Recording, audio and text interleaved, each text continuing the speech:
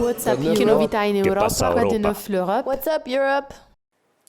10 ans se sont écoulés et les choses ont bien changé quant à la perception que l'on a des réseaux sociaux et des acteurs numériques. Fin 2010, début 2011, les réseaux sociaux et notamment Facebook étaient devenus le canal par lequel les peuples se soulevaient et se rassemblaient à l'heure des printemps arabes.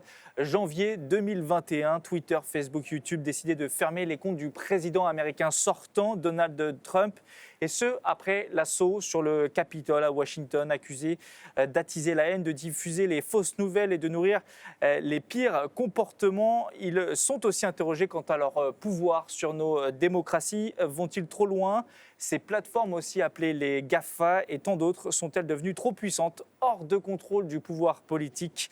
Nous disent-elles quoi penser, acheter ou aussi quoi voter? S'il est difficile de le dire, le sujet inquiète en tout cas les Européens. La Commission européenne veut remettre de l'ordre dans l'univers du numérique et propose ainsi 2 nouvelles législations pour adapter, je cite, l'Europe à l'ère du numérique, le DSA et le DMA, soit le Digital Services Act et le Digital Markets Act. En français, comprenez législation sur les services numériques et sur les marchés numériques. 2 règlements qui seront soumis à d'intenses lobbies, c'est certain, dans les prochains mois et qui vont animer les débats au Parlement européen.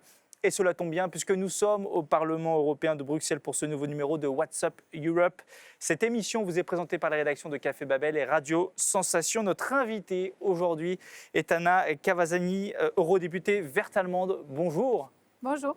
Anna Cavazani, vous êtes aussi depuis quelques semaines la nouvelle présidente de la Commission du marché intérieur et de la protection des consommateurs. C'est votre commission qui va être chargée précisément de scruter ces 2 textes proposés par la Commission mi-décembre 2020, il y a quelques semaines seulement.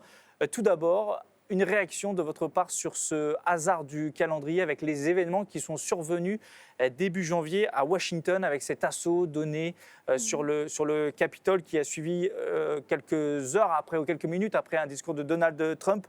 Beaucoup y ont vu les conséquences de plusieurs années de fake news qui ont été diffusées, aussi permises sur les réseaux sociaux. Est-ce qu'on peut dire que ces plateformes, les réseaux sociaux tels que YouTube, Twitter, Facebook, sont en partie responsables de ce qui s'est passé ou pas? Est-ce qu'ils ont un rôle là-dedans? Oui, je crois que la dernière personne, après l'attaque dans le Capitole, a reconnu qu'il y a un problème. Je crois que maintenant, il est clair que les plateformes très grandes, que vous avez nommé Twitter, Facebook, YouTube, etc., ils jouent un rôle dans la politique. Et ils ont beaucoup de pouvoir. Et je crois qu'après le Capitole, on a vu qu'on a besoin d'une régulation, qu'on a besoin des règles démocratiques dans l'Internet, dans les plateformes grandes. Et je crois que cet événement, d'un côté, est très dommage. Par l'autre côté, je crois que toutes les images qu'on a vues donnent plus de pression maintenant aux législateurs, aussi à la Commission de réellement faire changer quelque chose. Oui, parce que la Commission a présenté ces règlements mi-décembre. Ils sont arrivés quelques semaines après, ces images depuis Washington. Est-ce que quelque part, ça appuie la volonté des Européens de vouloir réguler justement ces géants du numérique? Est-ce que pour vous, c'est une bonne nouvelle pour accélérer sur le sujet, ces malheureuses images qu'on a vues? Est-ce que ça, je veux dire que c'est dommage, mais oui, on a vraiment vu que la pression est là, qu'on a besoin des règles. Et je crois que c'est une bonne coïncidence que la Commission, presque en même temps, a proposé quelque chose. Les 2 pièces de législation que vous avez mentionnées. Je crois que aussi la réaction, par exemple, du commissaire Thierry Breton, après le Capitole, a montré que la Commission prend ces événements très sérieux et ça, c'est bon. Nous allons parler plus précisément de ces 2 projets, le DSA notamment, plus symbolique peut-être et qui concerne plus la vie des Européens au quotidien, de ceux qui nous écoutent ou regardent sur Café Babel ou Radio Sensation. Le DSA donc veut introduire toute une série d'obligations contraignantes pour l'ensemble des services numériques, qu'il s'agisse des réseaux sociaux mais aussi des sites de vente en ligne. Ils seront, une fois ce texte en vigueur et sous réserve de modifications, puisque vous allez parler de ce sujet, l'amender au Parlement européen notamment, obligés de supprimer supprimer des biens et des contenus qui sont illicites, d'être plus transparent quant aux algorithmes aussi qui sont utilisés ou sur la modération qui est faite sur les réseaux sociaux. Est-ce que ça veut dire qu'aujourd'hui, Anna Cavazzini, il n'y a pas de contrôle, que chacun fait ce qu'il veut? C'est la réalité du numérique aujourd'hui en Europe et celle qui va encore durer puisque ces deux lois ne vont pas rentrer en vigueur immédiatement? Ce qu'on voit maintenant, que c'est beaucoup des États membres de l'Union européenne mettent quelques règles en place parce que beaucoup de gouvernements, le gouvernement français, le gouvernement allemand, le gouvernement autrichien, ils notent qu'il y a un problème. Et ça cause un autre problème, ça c'est la fragmentation du marché unique. Et c'est pour ça que je trouve que c'est important que la Commission a proposé une législation pour toute l'Europe parce que le marché unique doit avoir les mêmes règles. Ça, c'est très important. Donc, il y a quelques règles nationaux, il y a quelques règles qui sont proposées par Facebook même ou par Twitter même, mais ils ne sont pas contrôlés démocratiquement. Donc, je crois il faut harmoniser et agir au niveau européen. Oui, c'est ce qui est important aujourd'hui. Est-ce qu'avec le DSA et le DMA demain, est-ce que ce qu'on a vu se passer aux États-Unis ne sera plus possible? Alors, il est très difficile de répondre à la question, mais est-ce que ça pourrait empêcher la diffusion des fake news sur ces réseaux sociaux et donc ces comportements-là? Ou alors ça n'a pas vocation vraiment à faire cela? Yeah, la Commission a dit avec la nouvelle législation, ça ne pourrait pas passer. Mais je crois que maintenant, le Parlement va regarder très, très, très exactement à la proposition et voir si c'est vraiment le cas. Parce que maintenant, le Parlement doit discuter comment faire les deux pièces des législations mieux. Oui. Je crois que oui, avec les deux propositions déjà existantes, peut-être ça n'aura pas passé, mais je crois en même temps le Parlement doit réellement voir comment on peut encore améliorer. Vous voyez? Oui, bien sûr. Et le numérique aujourd'hui en Europe est régi par la directive sur le commerce électronique adoptée en l'an 2000. Donc on a les règles d'il y a 20 ans pour évoluer dans le monde d'aujourd'hui qui a évidemment beaucoup changé. Est-ce que c'est aussi, selon vous, une façon de dire, Anna Cavazzini, que la vision que l'on avait d'Internet auparavant, un espace de liberté qui était une liberté d'expression totale pour tout le monde, c'était peut-être au début des années d'Internet, 90, 2000. Aujourd'hui, il faut revenir là-dessus et de se dire que Internet a pris un tel pouvoir qu'il est important de réguler et que, en fait, philosophiquement, il faut revenir sur cette image qu'on avait d'Internet où on faisait ce qu'on voulait, quand on voulait. C'est fini ce temps-là? Absolument oui. Comme j'ai dit au début, il faut des règles démocratiques qu'on discute, qu'on décide dans le Parlement pour l'Internet. Absolument oui, parce que le pouvoir des grandes tech est absolument énorme. Mais en même temps, on doit aussi respecter les droits fondamentaux. Ce n'est pas possible qu'en même temps, on veut régler ou les grandes tech décident qu'ils suppriment tous. C'est aussi pas possible parce que ça cause aussi des problèmes. Donc, on doit vraiment trouver une balance entre lutter le contenu illégal, mais en même temps, pas restricter les droits fondamentaux. Est-ce qu'avec ces règlements, si demain, moi, en tant que journaliste, je donne une fausse nouvelle, je ne sais rien, je dis que le Parlement européen, en fait, n'est pas basé à Bruxelles, mais à Hambourg, voilà, c'est une fake news. Est-ce que ce message-là devra être supprimé par les réseaux sociaux du fait de ces règlements? Est-ce que c'est ça la réalité demain? Oui, donc déjà maintenant, quelques plateformes ont des règles qui essayent de lutter les fake news. Mais maintenant, les entreprises décident quoi sont les règles. Ce sont elles qui mettent les règles. Oui. Là, voulez-vous encadrer les choses? Oui, et je crois que maintenant, avec cette régulation, avec ces lois, ça va être plus démocratique de décider quand est-ce que les plateformes doivent remove le contenu et quand pas, et quelles sont exactement les méthodes et les actions. Et je crois que ça va être amélioré ou faire plus facile la lutte contre le fake news. La question est forcément celle, vous le disiez, des droits fondamentaux, des libertés. Il y a évidemment beaucoup de questions qui vont se poser dans les prochains mois là-dessus. Écoutons à présent cette question de Bastien Lequérec. Il est bénévole pour la Quadrature du Net, une ONG qui défend les libertés fondamentales dans l'environnement numérique. Bastien vous interroge concernant l'interopérabilité. C'est un sujet assez complexe, mais on va l'écouter. L'interopérabilité consiste à imposer aux grandes plateformes numériques comme Twitter, WhatsApp ou Facebook de permettre à leurs utilisateurs et utilisatrices de discuter avec leurs amis qui seraient sur des plateformes différentes. Il s'agit de casser le monopole que ces grandes plateformes ont sur leur communauté en permettant de quitter ces géants sans avoir à se couper de ses amis. L'interopérabilité réduira la concentration des discussions sur Internet, discussions qui se font principalement aujourd'hui sur ces grandes plateformes dont le mode de fonctionnement est opaque et dont la taille est néfaste pour les démocraties. L'introduction d'une telle obligation d'interopérabilité permettra l'émergence d'alternatives décentralisées dont le modèle économique sera plus vertueux. Nous pensons, à la Quadrature du Net, que l'interopérabilité est ainsi une réponse aux problèmes de haine en ligne ou de censure sur Internet. Nous souhaiterions donc avoir votre avis, ainsi que celui de votre groupe politique, sur la question de l'introduction d'une obligation d'interopérabilité dans le DSA. Je vous remercie. Anna Cavazzani, je vous ai vu réagir pendant la question. Vous semblez favorable à ce sujet, que l'interopérabilité puisse être rendue réelle et possible demain, avec ces règlements?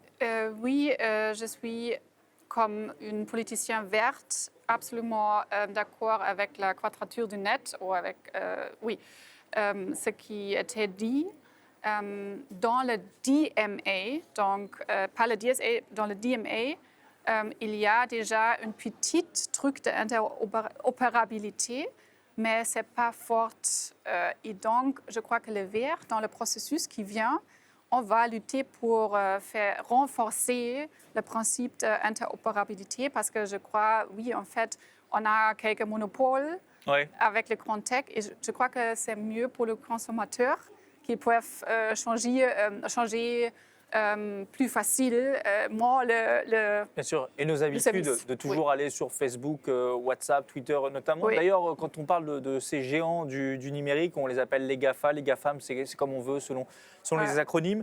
Ils sont principalement visés quand même par ces deux textes de loi, puisque les entreprises qui rassemblent plus de 45 millions d'Européens, soit 10% des utilisateurs, seront particulièrement scrutées avec des règles encore plus précises que les autres. Est-ce que certains disent que ce sont des propositions de loi un peu anti-américaines et qui visent à attaquer précisément la tech américaine? Qu'est-ce que vous répondez là-dessus? Puisque nous, en Europe, on n'a pas de géant du numérique, certains diront malheureusement ou pas. Est-ce que ça s'attaque à l'Amérique précisément, enfin plutôt aux entreprises américaines plutôt qu'à l'Amérique? Moi, je crois qu'une compétition juste est importante. Et maintenant, on ne voit pas cette compétition. Je crois que quelques entreprises ont un monopole. OK, oui, ils sont des entreprises américaines, mais ce n'est pas entre Américains. Je crois que c'est entre anti-compétitif injuste. Donc moi, je ne veux pas qu'on est contre les entreprises américaines, mais oui, contre les monopoles. Oui, puis il y a aussi des géants du numérique aujourd'hui qui sont asiatiques. Oui, mais exactement, oui. Le DMA, vous l'évoquiez, le Digital Markets Act, lui vise quelque part à régler le fonctionnement du marché intérieur. Là aussi, c'est un sujet éminemment complexe. Le but, à travers le DMA, c'est aussi de faire émerger des champions européens. Est-ce que demain, on pourrait avoir un Facebook, Twitter qui est européen? Est-ce qu'il faut y croire à ça? Est-ce que c'est envisageable? Et moi, je trouve que plus souveraineté technique en Europe est mieux pour la compétition. Parce que maintenant, on voit pas de, comme je dis, pas de compétition et c'est très facile pour les grandes entreprises de faire ce qu'ils veulent. Oui, de faire leurs règles pour empêcher d'autres d'émerger. Oui, et c'est plus difficile pour les entreprises nouveaux de l'Europe de grandir parce qu'il y a des monopoles. Donc, bien sûr, cette loi-là va aider aussi quelques entreprises européennes de participer dans la compétition juste. On ne doit pas protéger Bien sûr. les entreprises européennes. Je suis contre ça, mais on doit avoir Oui, une parce que ces compétition. règles vont aussi s'appliquer évidemment Oui. aux entreprises européennes. Qu'est-ce que vous répondez tout de même à ceux qui disent qu'à mettre trop de règlements, trop de contraintes, parfois, on empêche justement l'innovation, on empêche de nouveaux acteurs de grandir, d'évoluer, puisque avec trop de contraintes, ils ne vont pas pouvoir faire comme à leur époque. Google, Facebook, Twitter, YouTube, on parle toujours des mêmes, mais c'est ceux-là qu'on a souvent en tête. Qu'est-ce que vous répondez à ces critiques-là aussi qui disent que ça empêche l'innovation? Je crois que le contraire est le cas. Parce que je crois qu'avec des règles, ça va être plus facile pour des nouvelles entreprises de grandir. Vous allez parler du sujet au Parlement européen, l'amender, apporter des règlements plus précis, enfin préciser des éléments. Juste une question sur les sanctions qui sont éventuellement mises en place contre les entreprises qui ne respecteront pas ces règlements. On parle de 6 ou 10% selon le texte du chiffre d'affaires. Est-ce que vous pensez que l'Union européenne a les armes politiques pour faire appliquer justement sa vision du numérique de demain? Et parce que certains pensent aussi que si les États-Unis ne rentrent pas eux aussi dans la danse et n'appliquent pas les mêmes sanctions, ça n'aura pas d'impact, que ça ne changera pas les choses concrètement. Est-ce que vous pensez que l'Union européenne est assez forte pour imposer ces règles numériques, avec notamment ces sanctions? Je crois que la commissaire Vestager a déjà démontré dans le passé. Oui, puisqu'elle avait amendé Apple notamment. Oui, qu'elle est très forte et elle va aussi appliquer les règles européennes si c'est nécessaire. Et donc, je crois que ça, c'est très bon. Parce que, bien sûr, on a besoin de quelques sanctions. Sinon, la législation n'a pas de sens. Mais quand même, dans l'autre sens, maintenant, avec les élections dans les États-Unis, il y a une chance de coopérer avec Biden, l'administration Oui, visiblement, de Biden. Joe Biden a l'air plus ouvert sur le sujet de réguler lui aussi sur le marché américain les géants du numérique, de les taxer un peu plus également, puisqu'il y a le sujet de la taxe GAFA qui va revenir, même s'il n'est pas directement abordé dans ces textes. Je voudrais qu'on écoute maintenant Thierry Breton, le commissaire européen français en charge aussi de ce sujet, de cette présentation. Il parlait du sujet des lobbies. C'est vrai que maintenant, vous allez être soumis à cette pression-là, alors habituelle, mais peut-être plus, parce que là, il y a des milliards qui sont en jeu. Écoutons Thierry Breton à ce propos. Je crois pouvoir dire que nous ne pouvons pas échouer, évidemment, parce que cette demande, elle est aussi, encore une fois, elle émane de l'ensemble de nos concitoyens européens, mais aussi de tous les acteurs du secteur économique. Bon, on n'est pas naïf, hein, on sait bien que ces propositions ont et vont continuer à générer beaucoup d'attention et n'ayons pas peur de le dire, une activité extrêmement intense des lobbyistes. On y est préparé, chacun à un niveau de responsabilité qui est le nôtre. Mais puisque je parle de responsabilité, je crois vraiment que c'est notre responsabilité que d'aller de l'avant, parce qu'on sait que c'est très compliqué de faire une réglementation de cette nature. La dernière, c'était il y a 20 ans. Donc je pense que oui, se dire que nous travaillons aujourd'hui pour les 10 ou 20 prochaines années, c'est sans doute l'horizon de temps qu'il faut avoir en tête lorsque l'on aborde ces deux textes. Alors Thierry Breton s'adressait à votre commission, c'était en décembre dernier en visioconférence. Il évoque lui-même en tant que commissaire européen la pression des lobbies. Est-ce que ça a déjà commencé? Est-ce que ces lobbies vont vous, en tant que présidente de la commission, Anna Cavazzini, vous mettre la pression aux eurodéputés aussi pour modifier ces textes qui leur sont, on va dire, en partie défavorables? Est-ce qu'il y a des choses à craindre de ce côté-là ou pas? Oui, et il y a beaucoup d'intérêt par les stakeholders de déjà parler avec les parlementaires. Et je crois que ça, c'est légitime et ça, c'est intéressant aussi pour moi comme parlementaire parce que je veux écouter qu'est-ce que les différents stakeholders y pensent. Mais je vois deux problèmes. Un problème est bien sûr que les GAFAs ont beaucoup plus de manière financière, beaucoup plus de pouvoir de mettre en place une stratégie de lobbying vis-à-vis des autres stakeholders ou entreprises. Et je vois un problème qu'il n'y a presque pas de société civile. Donc, il y a beaucoup d'entreprises que je me contacte, mais il y avait jusqu'à maintenant seulement 2 ONG qui m'ont contacté. Et je crois que Par exemple, dans la matière de l'environnement, c'est différent parce qu'il y a beaucoup d'ONG qui sont actives, qui Greenpeace et blablabla. Mais sur le numérique, beaucoup moins. Alors, Beaucoup moins. on a donné la parole à la Quadrature du Net, une ONG Ouais. sur le sujet. On les invite éventuellement à vous solliciter et à ceux qui seraient intéressés de le faire. Juste un mot pour conclure. Le calendrier, ces règlements pourraient être mis en vigueur d'ici 1 an et demi, 2 ans, d'après vous? On sait que le temps au Parlement est assez long, les négociations avec le Conseil aussi, avec la Commission. Je crois que c'est vraiment difficile à dire. Ça dépend vraiment de la complication, de la différence. Si le Parlement est très... Et très obtus ou Oui.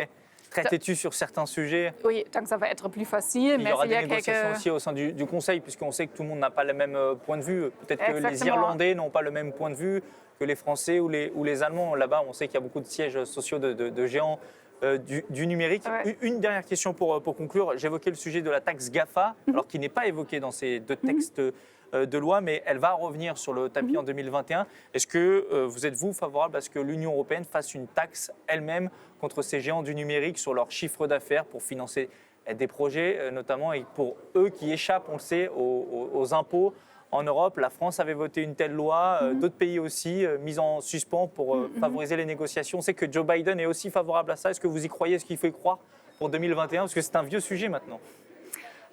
Oui, les Verts, on a lutté déjà depuis années pour une taxe digitale des GAFA parce qu'on doit que c'est vraiment pas acceptable qu'ils payent presque pas de contribution à la société. Et je crois que la taxe doit vraiment venir très proche. Ouais. Yeah. Très bientôt. Ouais, selon Très vous. bientôt. Et je ne comprends pas pourquoi c'est assez Il y a des intérêts difficile. différents. On parlait de l'Irlande peut-être aussi, puisqu'il faut l'unanimité sur un tel sujet. L'Irlande, qui accueille sur son territoire beaucoup de ces entreprises, n'a peut-être pas, elle, intérêt à vouloir une telle taxe. Donc est-ce qu'on peut y croire, vous, d'après vous? Est-ce qu'on peut changer la vie de l'Irlande, par exemple? mais on doit cible mettre... l'Irlande, mais parce que c'est l'exemple le plus facile. Hein. Oui, mais je crois qu'on doit mettre plus de pression sur les États qui sont contre. Et aussi, finalement, on doit changer les modes de voter sur la taxation dans l'Union européenne, Oui. dans le Conseil. On doit quitter l'unanimité parce que c'est pas praticable. Je crois qu'avec Biden, ça va quand même être difficile Oui, parce que, oui, bien sûr... Les Américains pourraient aider à mettre la pression eux aussi. Oui, mais aussi les Américains ont même un intérêt de pas que les GAFA n'en payent pas de taxes en Europe parce qu'ils veulent plus qu'ils payent en Amérique. Donc, Et on le sait qu'aujourd'hui, tous les continents cherchent de l'argent du fait de la crise et des dettes qui se creusent. Merci beaucoup, Anna Cavazzini, d'avoir répondu à ces questions et d'avoir participé à ce numéro de What's Up Europe depuis Bruxelles. Je rappelle que vous êtes la présidente de la Commission du marché intérieur et de la protection des consommateurs au Parlement européen. Et on vous souhaite évidemment beaucoup de courage, beaucoup de sujets à aborder pour vous et tous les parlementaires pour les prochaines semaines et prochains mois. Merci encore. Cette émission est à retrouver sur les sites de Café Babel et de Radio Sensation. Merci, mais aussi sur les réseaux sociaux. On se retrouve très vite au Parlement européen pour un nouveau numéro de What's Up Europe. À bientôt.